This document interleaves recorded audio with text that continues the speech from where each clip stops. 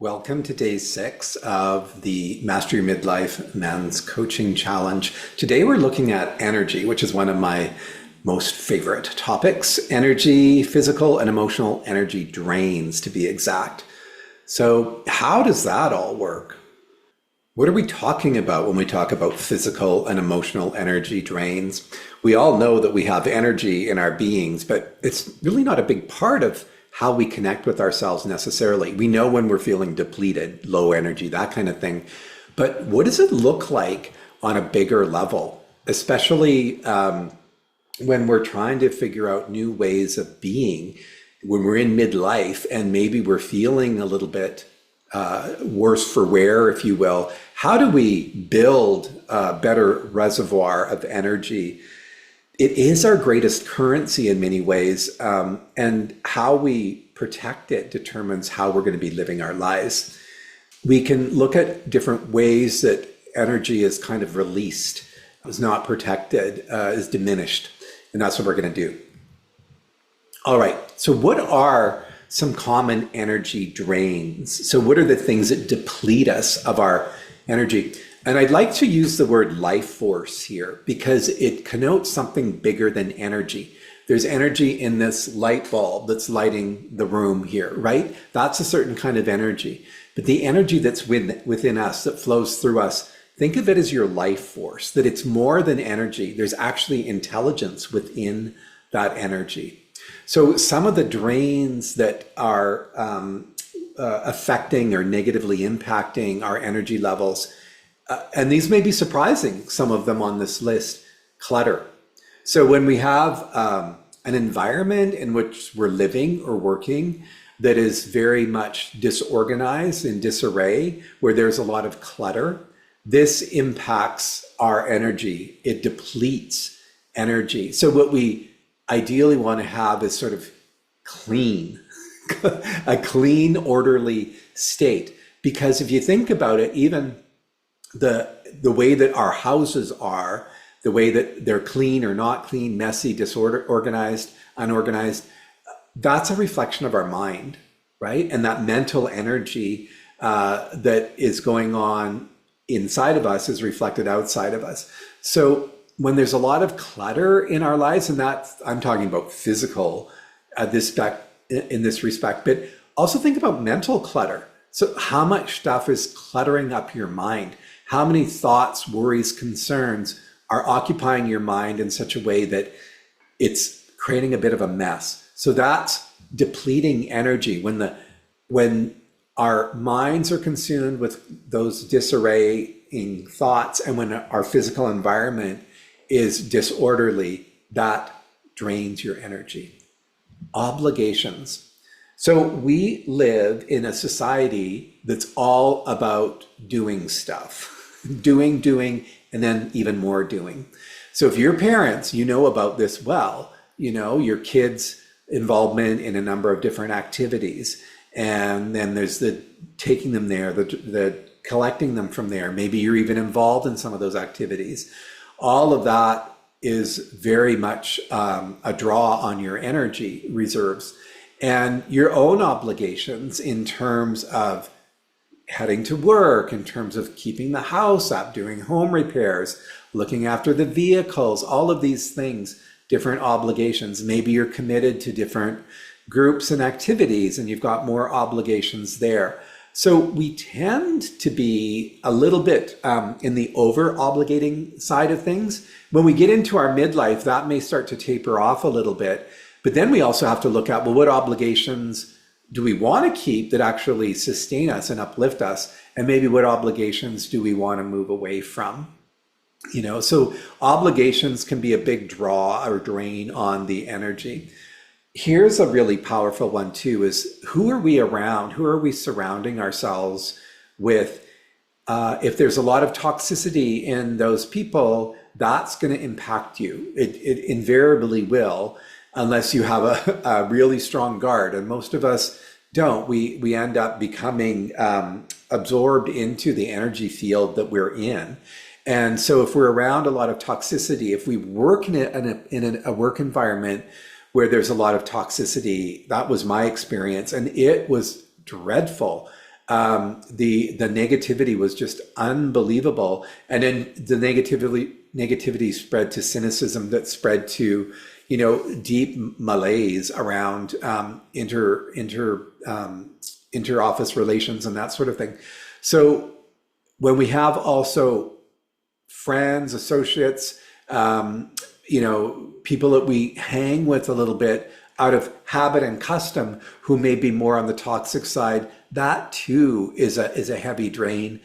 You can think about it when you're in a room and one of these people comes into the room and you can just feel the whole room, all of a sudden the energy shifts, right?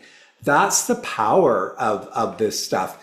And so we want to make sure that we're not allowing toxic people to deplete our reserves. Here's a really powerful one. And this one I think is key for men, because we tend to be more logic brain oriented, more left brain oriented. And so we tend to want to think our way out of everything. We think, and then we think some more. We think that we can, think our way to solutions. And sometimes we just find ourselves getting into these spiraling, downward spirals of just overthinking.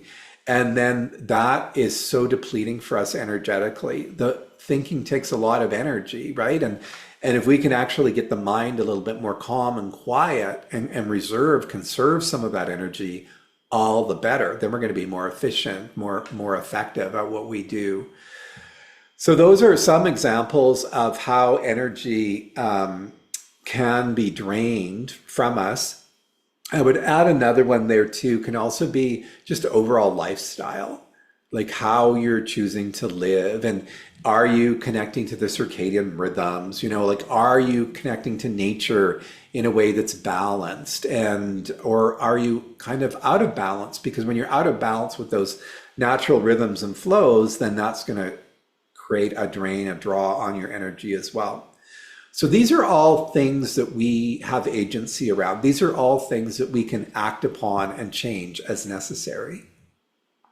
So what we can maybe do is look at creating as an activity a bit of an energy audit, taking some time to reflect on the parts of our lives where maybe we are depleting ourselves unnecessarily, just out of habit or custom. Can you identify 3 areas where you're draining yourself?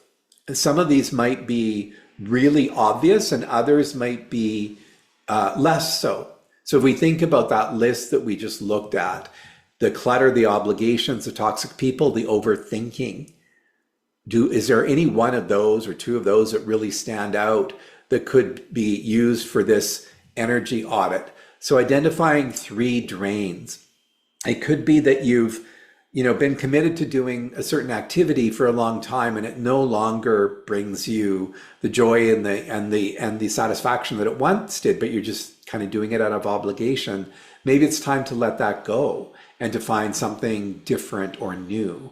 Like as we move into midlife, it's okay to find new and different and more age appropriate things that augment your energy level. And some of those paradoxically aren't about, going to the gym and pushing harder and all that stuff. Some of it can be very much about getting more quiet, doing things like yoga and meditation. These are activities that actually work with energy and help you to conserve your energy. Doing different breath work, for example. And we can keep that really simple. Actually, let's do that right now. Just take a moment in your chair to sit quietly, close your eyes, have your feet firmly connected to the floor, and just take a moment here to be in your body, to be present in your body, and not let the mind go roaming off. Just be here, feel your feet connected to the floor, feel your seat in your chair, feel your torso nice and upright, nice tall spine, your head floating over top of the base of your spine. And for the next moment or two, just start to take some deeper inhalations and exhalations. You can do this exclusively through your nostrils, or you could exhale through the mouth if that feels better. So keep your eyes closed and just inhale and exhale a little bit more fully. Take your time. So a nice, rich, slow, steady inhalation and a nice, rich, slow, steady exhalation. If your mind is all over the place, having difficulty staying focused and present, then just watch the nose and the nostrils and the air moving in and out of your nostrils, just for the next few breaths. Really feel that air moving. You'll even be able to notice the temperature of the breath, cooler on the inhalation, slightly warmer on the exhalation. Keep the breath nice and rich and full. Good. And then just let go of the breath. And even before you open your eyes, just notice how different you feel. You should feel a little bit more alive. So that life force, that energy has been augmented on a physiological, biological level. Yes, you're oxygenating the blood. That's what we look at as biological beings. But energetically, we want to be thinking energetically, right? That you can take your time, close your eyes, deepen the breath, just stay with your breath for a few rounds, and you will shift your energy levels. That's how simple this can be. And we don't need to overcomplicate it. So for your activity, identify 3 drains of your life force, and then think of what action can you potentially take, one action in the next day or two to begin to make some changes. And once you've adopted that change and are starting to feel and recognize some energy shifting, then maybe you go to number 2 and you continue to work on that. So this is where we have a lot of control. We have a lot of agency around how we work with energy. It's not something that we have to outsource, for example, and we can reach out to each other, reach out to me if you'd like some input, for example, around breath work. And there's other techniques I can share with you, but I'm not going to overwhelm you at this point. We want to keep it super simple. So work with this energy audit, and then once you've done a little bit of reflection on what you're going to do, you can go ahead and share that in the group forum and let people know what you're going to be working on. And then that gives you a little bit of public accountability as well when you put this out there, and then you have the support of others who are going to be doing similar stuff on their own. All right, so the whole thrust here, the goal here, is to work with building greater life force, building energy, not in that old way we looked at it, like go to the gym and push hard and build a lot of energy and go for a run and all that stuff. Actually, that can be depleting if it's not done in a balanced sort of way. So this is more of a subtle thing. It's like cleaning up some of the clutter in your life, cleaning up some of the people who might be stealing, like those energy vampires who pull energy out of you just from their presence. That kind of a cleaning up can be so powerful and transformational as you move forward. I look forward to seeing what you share and post, and I look forward to seeing you back here tomorrow for the wrap up of this 7-day challenge. And I hope you're enjoying it and learning lots and having some great experiences. See you very soon.